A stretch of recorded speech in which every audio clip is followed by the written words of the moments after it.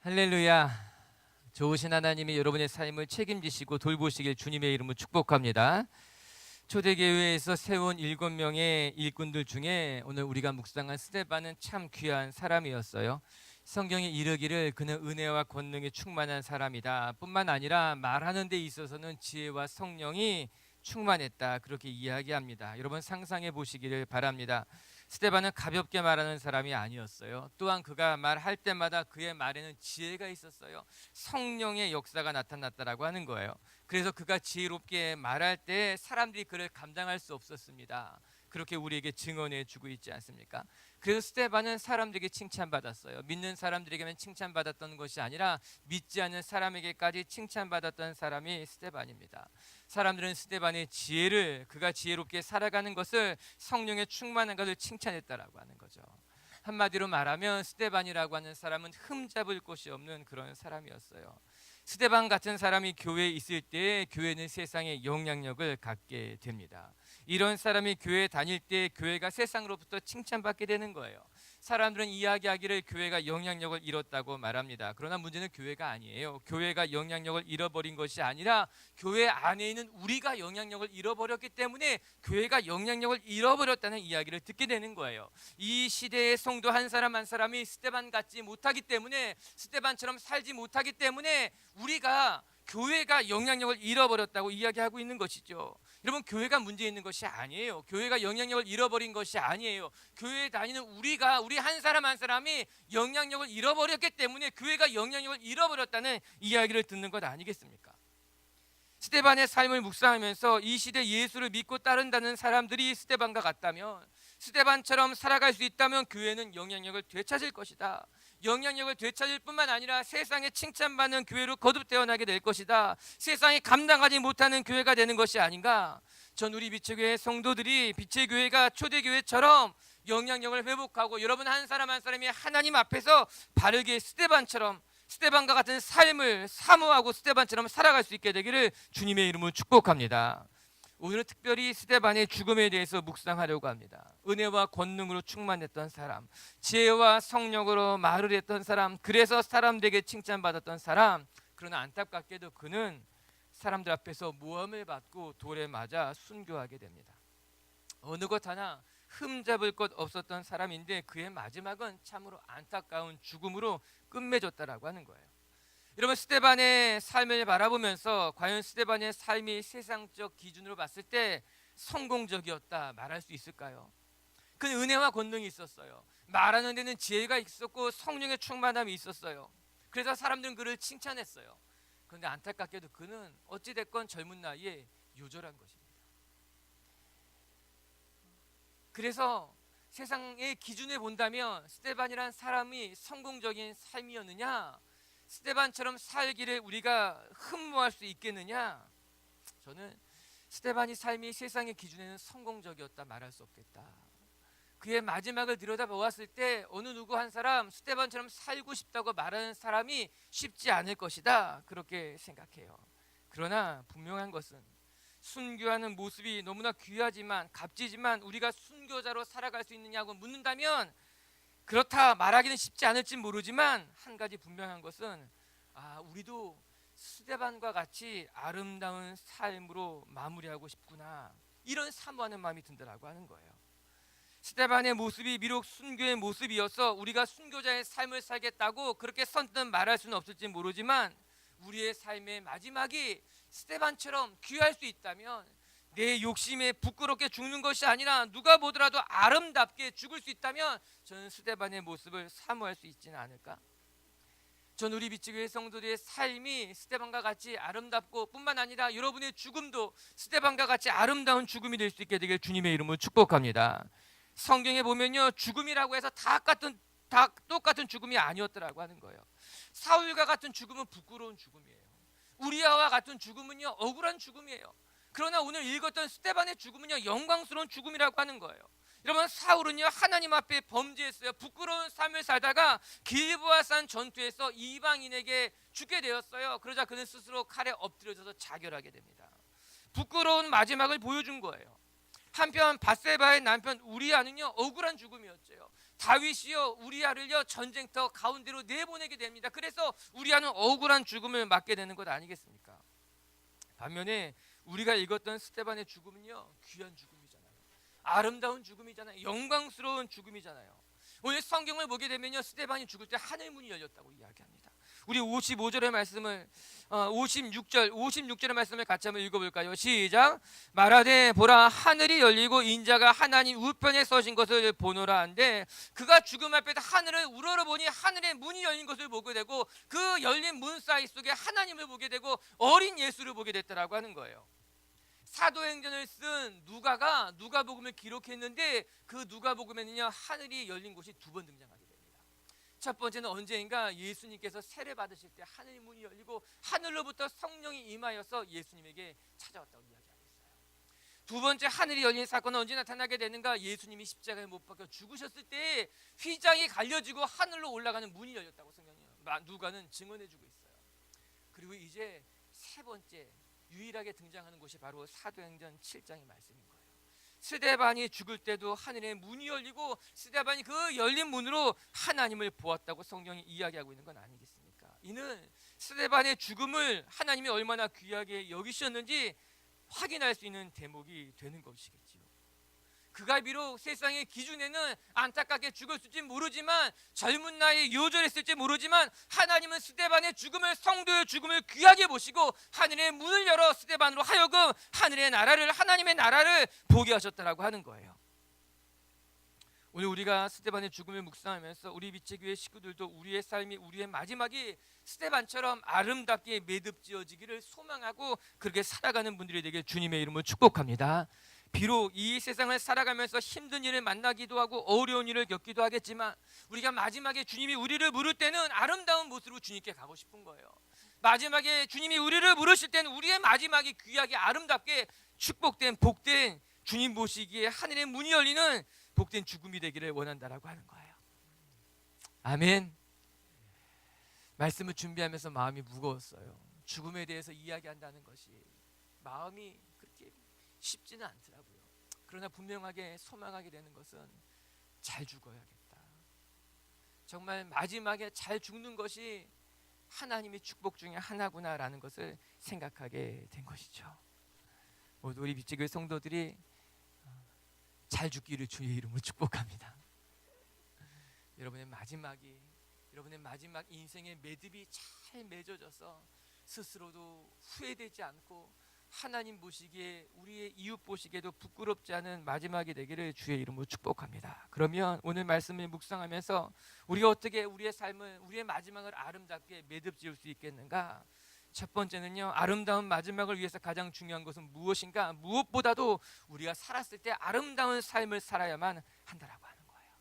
오늘 말씀을 묵상하면서 다시 한번 확인하게 되는 진리인 거예요. 우리의 마지막이 아름답기를 원한다면 우리 지금의 삶이 매일의 삶이 아름답게 후회 없이 살아가야지만 비로소 우리의 마지막이 아름다울 수 있다는 것을 기대하게 되는 것이죠. 스데반의 마지막이 아름다울 수 있었던 것은요, 그가 귀한 삶을 살아왔기 때문에 가능한 일 아니겠습니까? 저는 우리 성도님들이 잘 죽기 위해서 잘 살기를 주님의 이름으로 축복합니다. 우리가 잘 죽으려면요, 잘 사는 것이 필요해요. 잘 살아야지만 잘 죽을 수 있는 것이에요. 사람은 누구나 자기 마음대로 태어날 수 없습니다. 사람이 태어나는 것은요, 자기의 선택이 아니에요. 그냥 태어나게 된 것이에요. 자기의 힘으로 태어난 것이 아니라고 하는 거죠. 그런데요, 죽음도 똑같습니다. 내가 죽고 싶다고 해서 죽을 수 있는 것이 아니에요. 또한 죽기 싫다고 해서 하나님이 부르셨음에도 불구하고 안 죽을 수 있는 것도 아니라고 하는 거예요. 우리는 때가 되면 하나님이 부르시면요, 다 하나님 곁에 가게 돼 있다라고 하는 거예요. 그런데 하나님이 부르실 때 부끄럽지 않게 가려면 지금 이 순간 하나님이 내게 주신 이 시간 동안 온전하게 잘 사는 것이 중요하다라고 하는 거예요. 요즘 얼마나 오래 사는 것보다 더 중요한 것은 얼마나 건강하게 사는 거잖아요. 아무리 오래 살아도 병들고 힘들게 오래 살면 그 축복이라고 말하기 어려운 것이겠죠. 그래서 사람들의 관심은요, 오래 사는 것보다 건강하게 사는 것에 더 많은 관심을 갖게 됩니다. 똑같은 거예요. 우리의 신앙에도요, 우리의 영적인 문제에 있어서도요, 얼마나 사는가가 중요한 것이 아니라 내 삶을 어떻게 살아가는가가 더 중요하다라고 하는 거예요. 하나님이 내게 허락하신 시간이 60년이건 80년이건 100년이건 간에 허락된 시간만큼 내가 어떠한 삶을 어떻게 살아가는가가 더 중요한 일이라고 하는 거예요. 그런 면에서 본다면요, 스데반이 몇 살에 살아서 언제 죽었는지는 모르지만 그는 살아있는 동안 후회 없는 삶을 살았구나, 살아있는 동안 정말 값진 삶을 살았구나, 그리고 아름답게 마무리했다. 우리 55절과 56절 한번 같이 읽어볼게요. 시작. 스데반이 하늘을 우러러 주목하여 하나님의 영광과 미인 예수께서 하나님 우편에 서신 것을 보고 말하되, 보라, 하늘이 열리고 인자가 하나님 우편에 서신 것을 보노라 한데, 스데반이 성령 충만하여 하늘을 우러러 주목했다고 이야기합니다.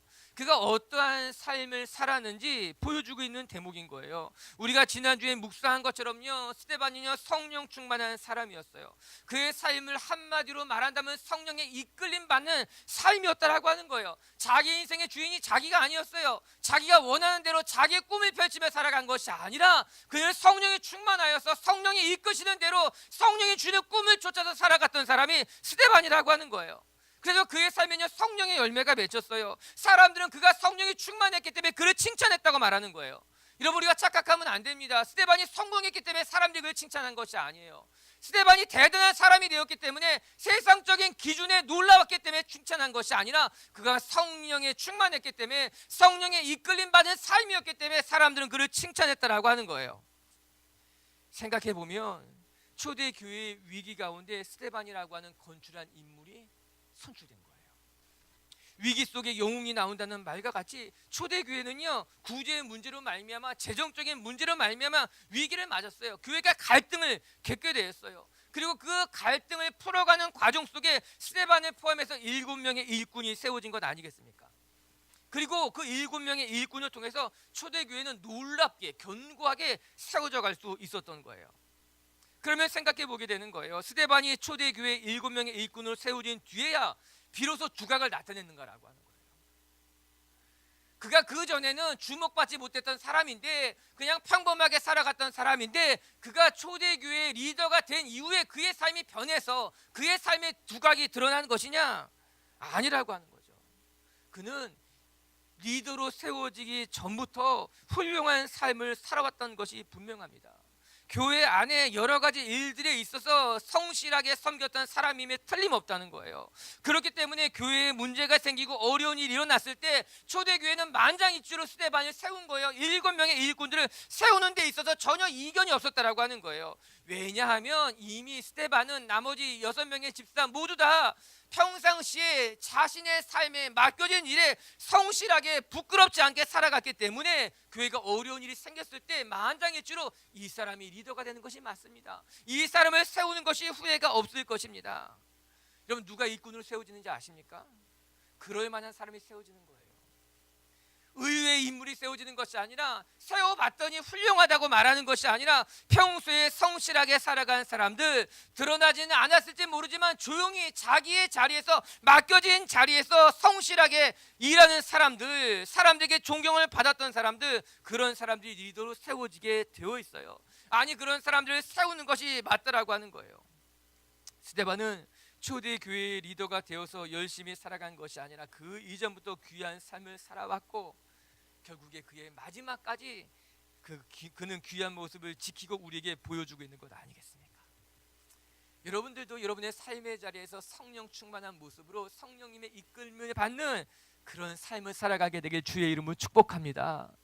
스데반이 어떠한 사람이었는가 조금 더 살펴보게 되면요, 그는 성령 충만했을 뿐만 아니라 말씀으로 충만한 사람이었다는 거예요. 우리가 오늘 다 살펴보지는 못했지만 사도행전 7장은 스데반의 설교를 담고 있어요. 그가 순교하기 전에 공회 앞에서 여러 대제사장들에게 전한 메시지가 7장 전체에 나와 있습니다.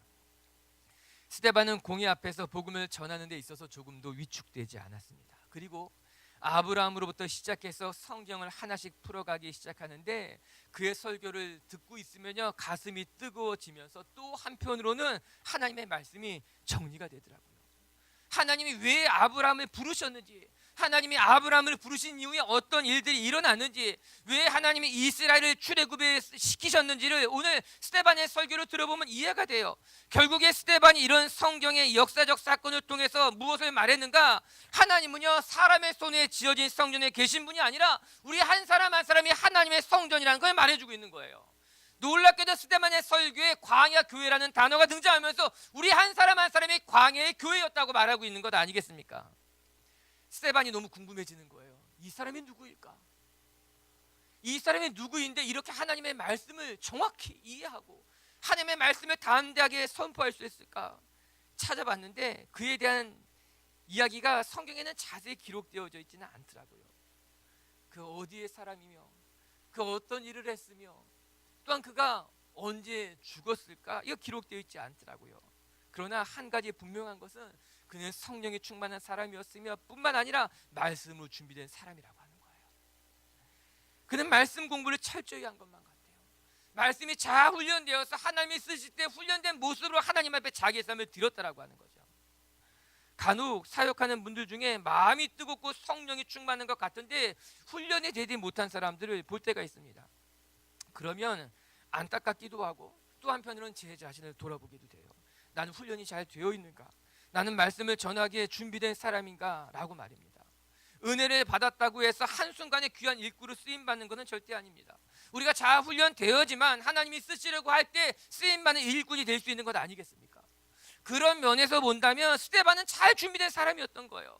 비록 그가 사도는 아니었지만, 비록 그가 예수님과 직접 만나서 예수님의 말씀을 직접 배우지는 않았을지 모르지만, 그럼에도 불구하고 그는 자기의 자리에서 말씀을 묵상하고 말씀을 연구하면서 하나님이 쓰실 때 준비된 사람으로 그렇게 말씀으로 세워진 모습이 조금도 부족함이 없었다라고 하는 거예요.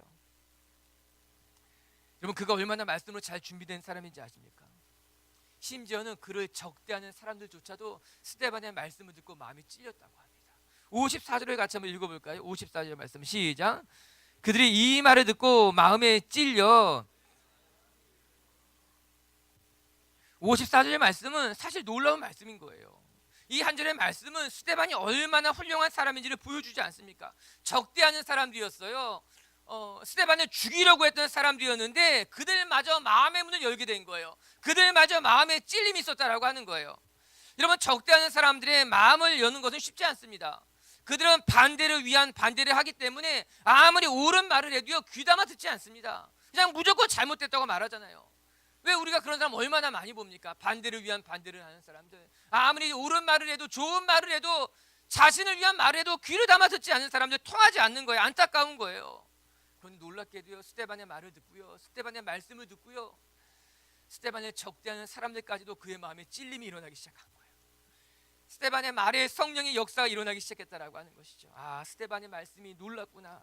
그가 정말 성령이 역사하는 사람이요, 하나님의 말씀에 사로잡힌 사람이었구나. 적들마저도 감동시키는 설교를 하고 있구나. 전 여러분에게 이런 은혜가 있게 되게 주님의 이름을 축복합니다. 여러분이 성령에 사로잡힐 때, 하나님의 말씀을 충만할 때, 여러분을 반대하고 여러분을 적대하고 여러분을 미워하는 사람들까지도 성령의 역사를 경험하게 되고 마음이 움직이게 되고 마음의 찔림을 받게 되고. 그런데 가만히 생각해 보면요, 스데반의 설교도 감동적이지만 더 충격적인 것은요, 스데반의 삶이 더 감동적이지 않았을까? 여러분, 오늘 참 놀라운 말씀이 하나가 등장해요. 우리 58절을 같이 한번 읽어볼까요? 58절 시작. 돌로 칠세 증인들이 옷을 벗어 사울이라고 하는 청년의 발 앞에 두니라.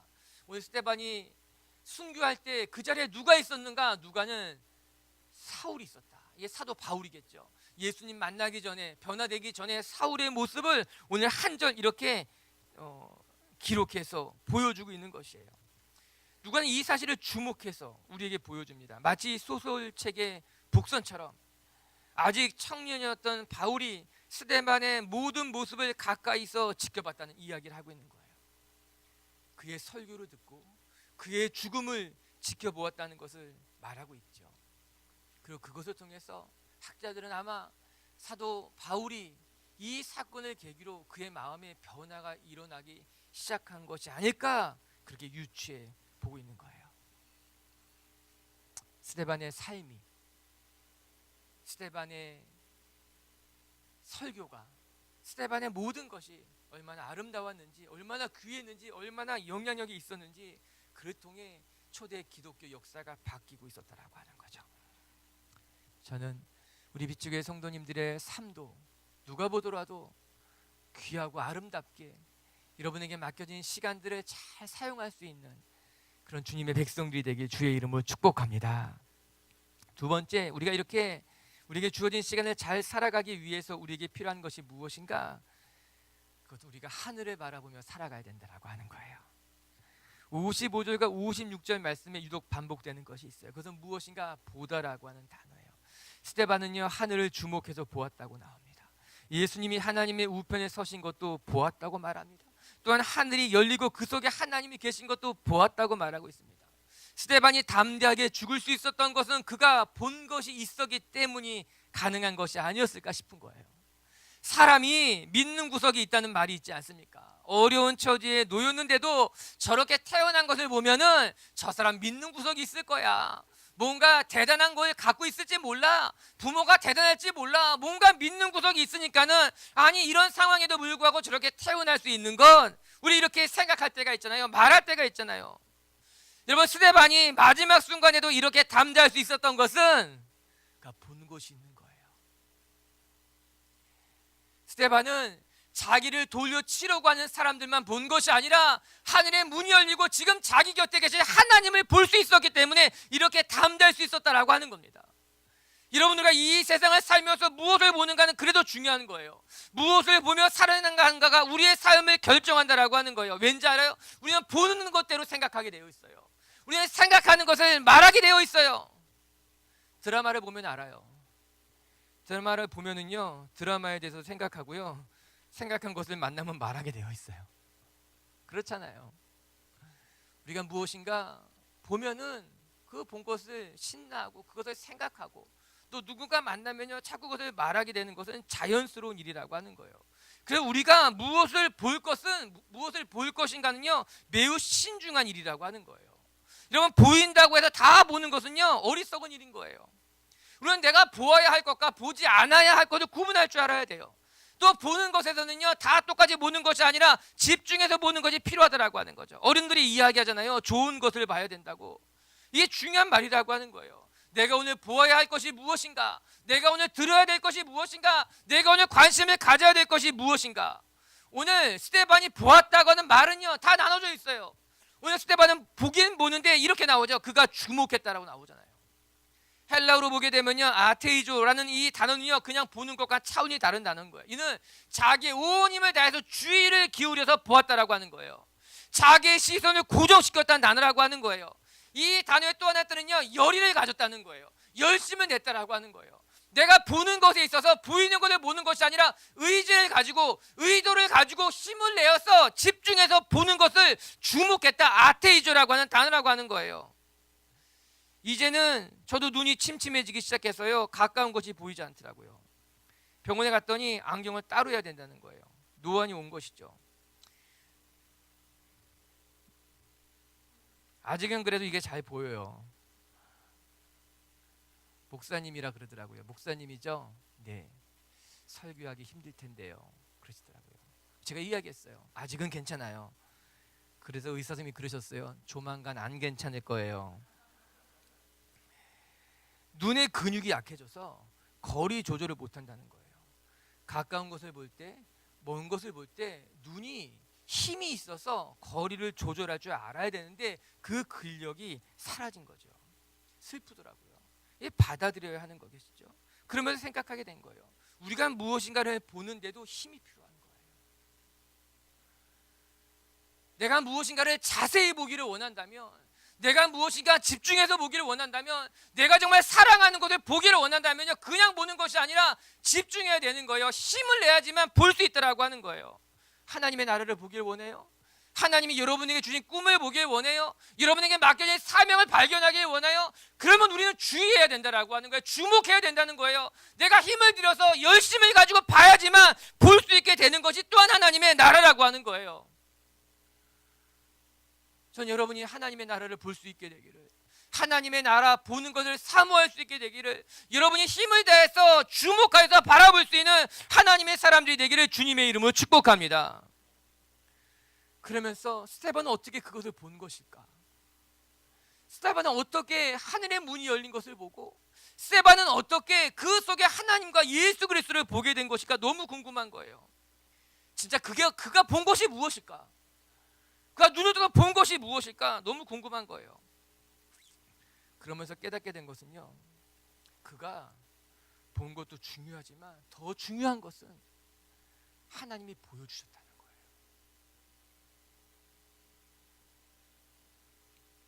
하나님이 보여주셔야지만 볼 수 있다는 거예요.